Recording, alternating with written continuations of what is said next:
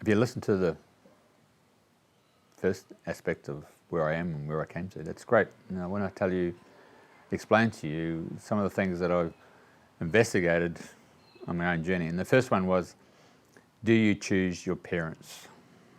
An interesting one. And so, at the age of 29, after my big awakening, I decided to go and ask the question. And as a result, I was taken back before I was actually physically born in this world. And I would have been 500 foot tall. And I was walking down the North Island of New Zealand. I came up to Auckland, to the north shore of Auckland. It's on the banks of the Waitemata harbour there. And with one step, I was over the other side at a place called Aoraki Bay.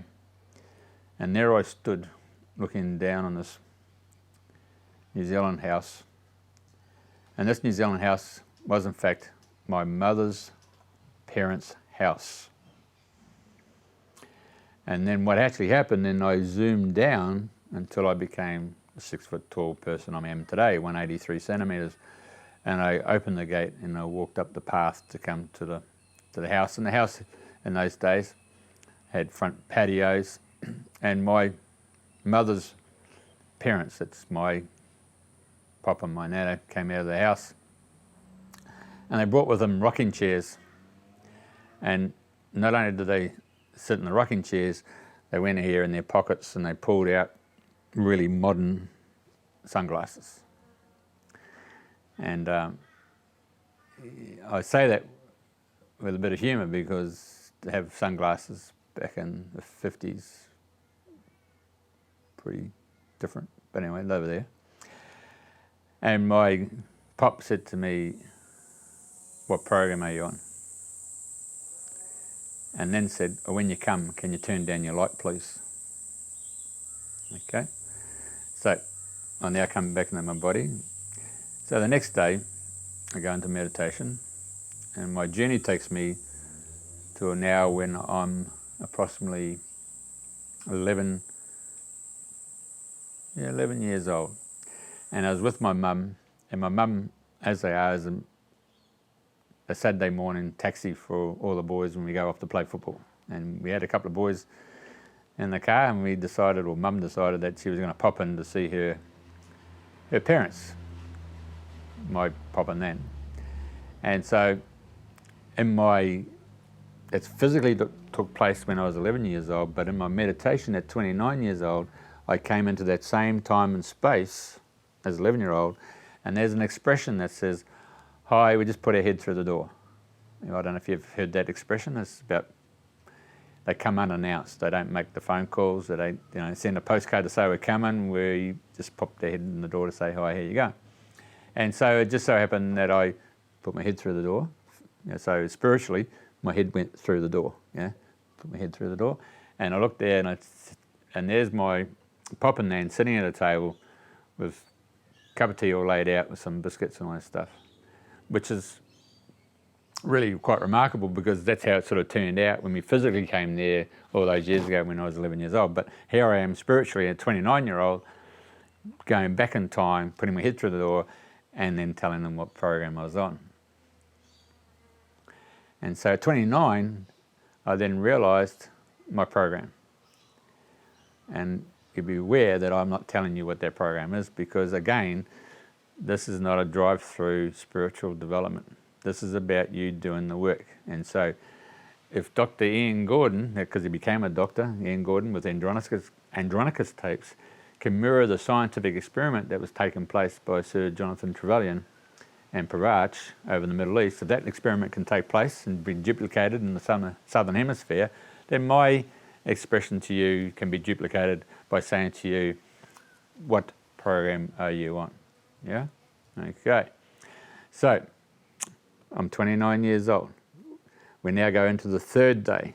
So the meditation comes into a point where I'm standing with this character beside me, and he's there and he says, "What do you see?" And I said, "I see a city." And he said, "Well, that's really interesting, but do you see anything more than a city?" I said, "Well, I see all these high-rise buildings." He said, I want you to take note of those buildings, yeah? So what we're looking at is we're seeing high rises that are 3 stories, 5 stories, 10, 20, 40, 60 stories. Now you have to understand, we go back to those, we're back 30 odd years ago, you didn't see that many 60-story buildings. You know, you'd be lucky to see 38, 40. But anyway, the point I'm making is we're moving into a time frame to give you an explanation of how information is given to you. And so we have a series of all these high-rise buildings, and it says, Jeff, each one of those buildings is a particular subject of the overall program. Okay, so what program are you on is what my pop told me. Now we're moving into a situation where each one of those buildings is a field of speciality. Now, each one of those buildings might have 3 or 4 apartments to it, yeah? Most people in Australia would call them units. So anyone who goes to university would understand that you go and do a year of learning your particular course that you're going through, and you might do 3 or 4 subjects for the whole year, or units. And so what we're talking about is that you might have to do a 4-semester term, or you might do a 3-semester term, or you might do a 3-semester and then you have to do the summer one. So the point is that it was to be aware that each floor represented a year of learning, and each unit represented the subject that you're going to be looking at for that year. And then the height of the building represent how many years it was going to take you to learn that particular subject. Yeah. So if you look at your life today and see where you're at in terms of where your physicality is, whether you're 20, 30, 40, 50, 60 years, you might be learning that in your life here in the physical plane before you master that subject. So we say as champions born or champions made, the question is at the end of the day, the subject that you might be doing might only be a 5-year lesson. And you might do 3 or 4 of that subject that you're learning. And so you'll see that those individuals mature very quick, and then they peak off because they're not really going in and start doing the work to learn about any other aspect of overall life, because this is what this whole exercise on this planet's all about. It's about the personal growth of learning and developing.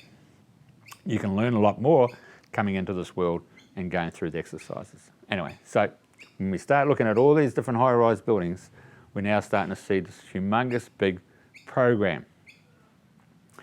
Each one of those buildings represents a subject, and it's a subject that you're going to master. Now then, how are you going to master that? Well, there's a quick way and there's a slow way.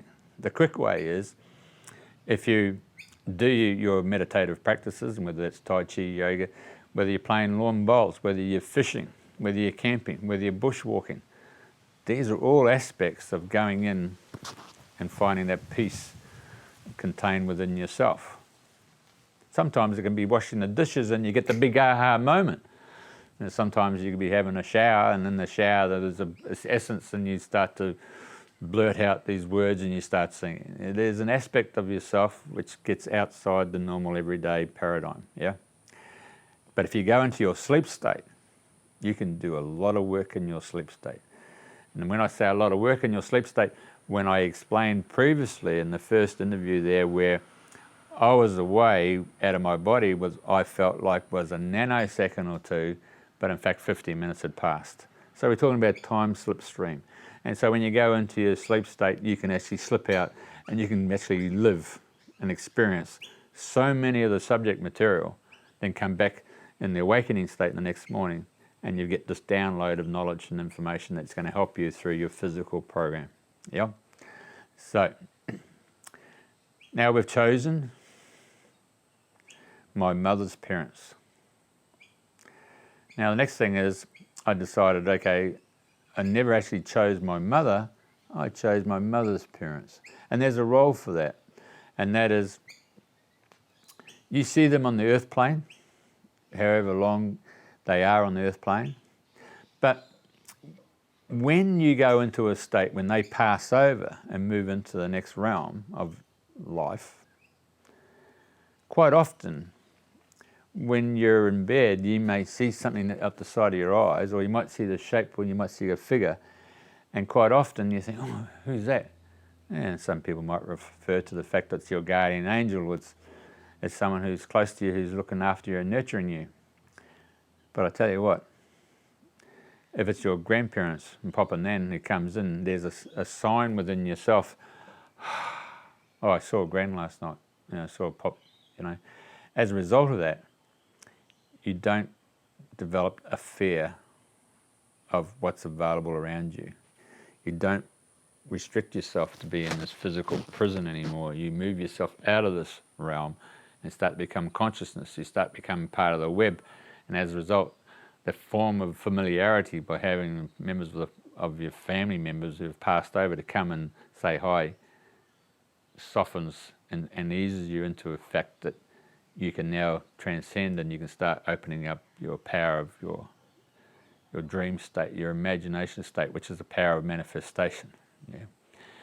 So now we come to the next bit of my father, and the question was, I go and find out, did I choose my father? And the question is, again, I go back to before I was physically born, and again I was back at 500 foot tall, walking across the North Island, New Zealand, coming into Auckland. And at the time in the 50s, it was all the music of the 50s, and there I was, watching and observing all these young couples partnering up. And the imagery is pretty strong, and the imagery is coming down the street, and there's a word and a phrase called a right of way. Now, a right of way is where you can go from one street across to another, and there's a path that just cuts through all the different streets. You don't have to go all the way around the street to come back to that street behind you. There's a path that allows you to go from one street into another. It's called a right of way. Anyway, in this particular right of way, as I was walking down the right of way, which is a symbolism of saying, I have right of way. It's like I'm the driver of a car who's come into a T-intersection or a give way, and I have right of way. Okay, so I'm in charge here, I have right of way. Now, in the back of this, coming down this right of way, there's a house at the back section there, back block, low set brick place. And all of a sudden, as I'm walking down there, people looked up, and all of a sudden the music stopped. So anyone who's played musical chairs and the musical stopped, you've got to grab a chair, yeah? And so all of a sudden, all these couples, and we're talking hundreds of couples, all there in the 50s waiting for the music, and there's this spiritual dude who's walking down the right of way, and I'm clocking who's there, who's available, yeah? Anyway, what actually happens is I then manifest and come physically back into this form of being 6 foot tall, 183 centimetres, and out of this house comes my father of today. And I went to him and I said, I've chosen you to be my father. And so here I am back at 29, coming to a full understanding that I've chosen my father and I've chosen my mother's parents to be my guardians. Yeah? So the next step is, did I choose all these aspects of who I am? And the answer is yes. And so you remove any blame on your parents or your life, because you actually preordained what it is that you seek to learn in this life. And so in this particular sequence of meditation or status, I was taken back to when I was now a very young soul, ready to incarnate. Yeah. And what I've gone and done, and the imagery is very strong. Anyone who understands telephones and the telephone systems, where you bring in the major cable off the street into your business premises, and you then break up the major cable into pairs. Now, in telecommunications, there's a tool. It's called a Crone. Now, understand what I just said then. There's a tool called a Crone. Now, anyone who understands the myths and mythologies and the sequence of a female from the young maiden into the mother, the next sequence is the crone. So the sequence of a woman and her understanding of life and her wisdom comes from when she becomes the crone. And so what we're looking at is we've got a tool called a crone that's actually now bringing in the major cable into the street, into your business. And then you've got to start putting the pairs together. And if you open up the little cables, you'll see all these different little cables come off that you can then crone in to the sequence. So then that extension gets over here, and that one goes over here, and that one goes over here, and yet there's just the one cable and it comes off the street. And so now we're croning in all these pairs. And notice we're talking pairs. Now, when we look at our human DNA and we go into the chromosomes, we start looking at the sequence of the X and Y capabilities, and we start bringing in the derivatives of what I want from my father and what I want from my mother. And so they come through, and I then pair off what I want from the characteristics that my mother and father have got.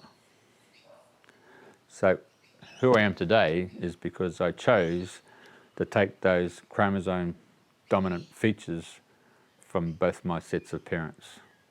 So there's no blame game here. I took ownership and understand what's going on here.